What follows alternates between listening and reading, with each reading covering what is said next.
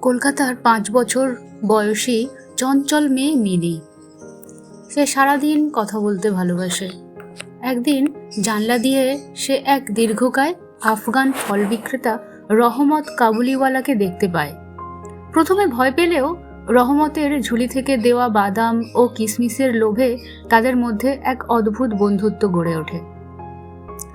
রহমত প্রতিদিন মিনির বাড়িতে আসে। মিনি তার ঝুলি নিয়ে নানা প্রশ্ন করত, আর রহমত ধৈর্য ধরে শুনত।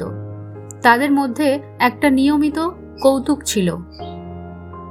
রহমত জিজ্ঞেস করত, খোঁকি, তুমি শ্বশুরবাড়ি যাবে? ছোট মিনি শ্বশুরবাড়ির অর্থ না বুঝলেও মজার ছলে উত্তর দিত। আসলে রহমতের নিজের দেশেও মিনির বয়সী একটি মেয়ে ছিল, যাকে মনে করেই সে মিনির সাথে সময় কাটাত।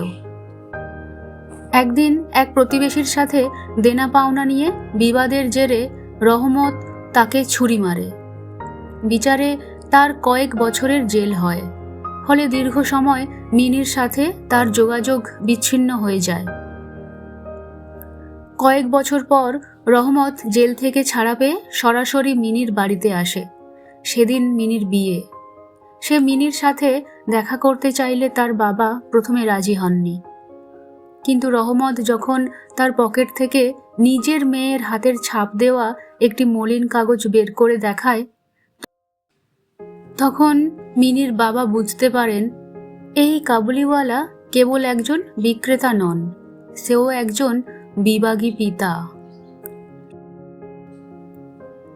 মিনির বাবা মিনিকে ডেকে পাঠান। লাল বেনারসি পরা বড় হয়ে যাওয়া মিনিকে দেখে রহমত থমকে যায়। সে বুঝতে পারে তার নিজের মেয়েও হয়তো এতদিনে তাকে ভুলে গেছে এবং এমন বড় হয়ে গেছে। মিনির বাবা নিজের উৎসবের খরচ কমিয়ে কিছু টাকা রহমতের হাতে দেন, যাতে সে নিজের দেশে মেয়ের কাছে ফিরে যেতে পারে।